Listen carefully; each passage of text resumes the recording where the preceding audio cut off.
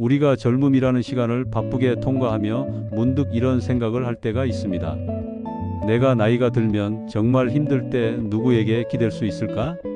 많은 분들이 망설임 없이 배우자나 자식들을 떠올리실 겁니다. 평생을 함께한 동반자, 내 모든 것을 바쳐 키운 소중한 아이들이니까요. 물론 그들은 우리 삶의 가장 큰 기쁨이자 위로입니다. 하지만 오늘 우리는 조금 더 현실적이고 중요한 이야기를 나눠보려 합니다. 우리가 노년에 이르렀을 때 배우자나 자식보다 더 굳건하게 우리를 지탱해줄 5가지 진짜 버팀목에 대한 이야기입니다. 이것은 누구에게 의존하는 이야기가 아니라 마지막까지 내 삶의 품격을 지키는 방법에 대한 이야기입니다. 자, 그럼 지금부터 우리의 노후를 빛나게 할 5가지 기댈 곳 함께 알아보겠습니다. 첫 번째 기댈 곳은 바로 내 몸, 나의 건강입니다. 우리의 인생에서 가장 오랫동안 단 한순간도 떨어지지 않고 함께하는 동반자가 있다면 그건 바로 내 몸입니다. 배우자는 나보다 먼저 떠날 수도 있고 자식들은 각자의 삶을 꾸려나가기 위해 곁을 떠납니다. 하지만 내 몸은 태어나는 순간부터 눈 감는 날까지 나와 함께합니다. 노년의 삶의 질은 내 몸이 내 편이냐 아니냐에 따라 극명하게 갈립니다. 아침에 눈을 떴을 때 상쾌하게 몸을 일으켜 창밖의 햇살을 맞이할 수 있는 자유. 친구와 약속을 잡고 가벼운 발걸음으로 집을 나설 수 있는 자유. 이 모든 당연해 보이는 것들이 건강이 없다면 신기루처럼 사라집니다. 거창한 운동을 하라는 것이 아닙니다. 매일 30분 좋아하는 음악을 들으며 동네를 산책하는 작은 습관. TV를 보면서 가볍게 팔다리를 스트레칭하는 습관. 몸에 좋지 않은 술과 담배는 조금씩 멀리하고 제때에 영양가 있는 식사를 챙기는 것. 이 사소한 습관들이야말로 노후의 삶을 지탱하는 가장 단단한 기둥이 되어줄 것입니다. 내 몸을 아끼고 돌보는 것, 그것이 바로 나 자신에게 해줄 수 있는 최고의 투자입니다. 두 번째 기댈 곳은 눈에 보이지 않지만 가장 강력한 힘을 가진 내 마음, 즉 정신력입니다. 나이가 들면 자연스레 찾아오는 손님이 있습니다. 바로 외로움과 허무함입니다. 왕성했던 사회활동은 줄어들고 친구들과의 만남도 뜸해지죠. 텅 빈 집에서 혼자 시간을 보내다 보면 마음속에 찬 바람이 불기 쉽습니다. 이때 우리를 붙잡아주는 것은 다름 아닌 마음의 힘입니다. 마음이 텅 비어 있으면 우리는 자꾸만 다른 것에 집착하게 됩니다.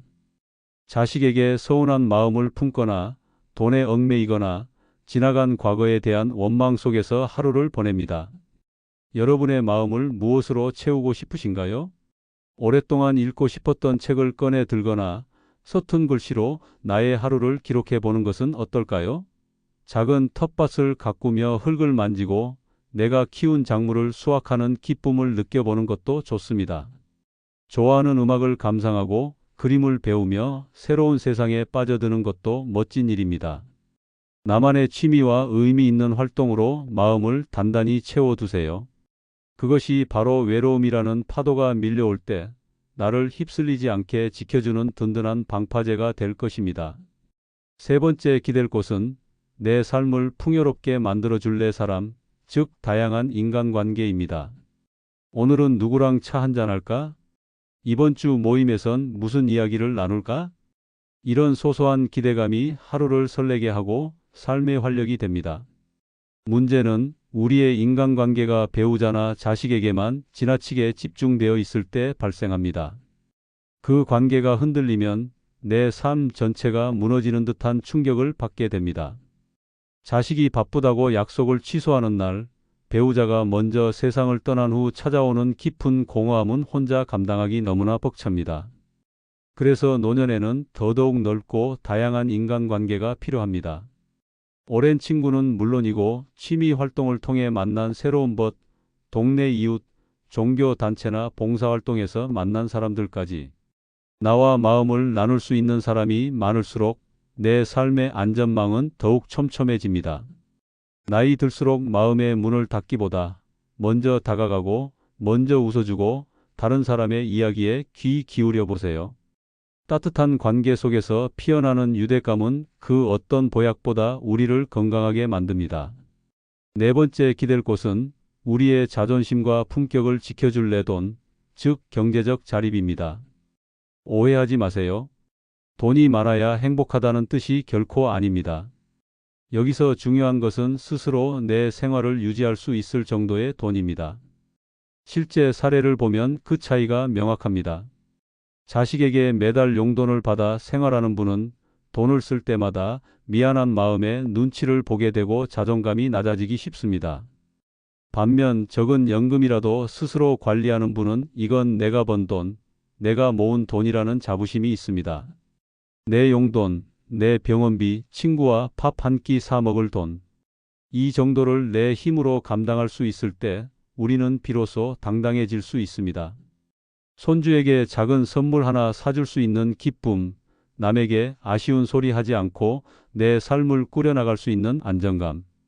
이것이 바로 돈이 주는 최소한의 품격입니다. 경제적 자립은 노년의 삶을 비참하게 만들지 않을 최소한의 방어막인 셈입니다. 마지막 다섯 번째 기댈 곳은 앞서 말한 네 가지를 모두 아우르는 나의 습관과 생활 태도입니다. 우리의 하루는 결국 작은 습관들의 총합입니다. 아침에 일찍 일어나 떠오르는 해를 보는 습관, 주말마다 시장에 나가 사람들과 인사를 나누는 습관, 하루에 3번 감사합니다 라고 말하는 습관. 이런 긍정적이고 사소한 습관들이 차곡차곡 쌓여 우리의 마음을 단단하게 하고 몸을 건강하게 지키며 좋은 관계까지 이어주는 선순환을 만듭니다. 반대로 습관이 무너지면 어떻게 될까요? 하루 종일 누워만 있는 습관, 부정적인 말만 내뱉는 습관은 우리의 몸과 마음, 돈과 관계까지 모든 것을 서서히 흩어지게 만듭니다. 결국 나의 노후는 내가 만들어 온 습관의 결과물입니다. 사소하지만 좋은 습관들이야말로 내 인생의 마지막 장을 아름답게 완성시켜줄 가장 믿음직한 기둥입니다.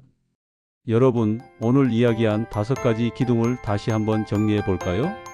첫째, 나의 건강한 몸. 둘째, 단단한 마음과 정신력.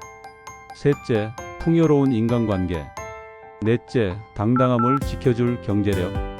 그리고 마지막으로 이 모든 것을 가능하게 하는 좋은 습관. 앞으로의 노후는 아직 우리 손에 달려 있습니다. 누구에게 기대고 의지하기보다 오늘부터 나 자신이라는 든든한 버팀목을 하나씩 세워나가 보는 것은 어떨까요? 스스로를 돌보고 마음을 채우고 좋은 사람들과 웃으며 나의 삶을 끝까지 책임지는 당당한 노년. 상상만 해도 멋지지 않나요? 오늘 이 영상이 여러분의 빛나는 노후를 준비하는 데 작은 도움이 되었기를 바랍니다. 영상이 마음에 드셨다면 구독과 좋아요, 그리고 소중한 분들께 공유 부탁드립니다.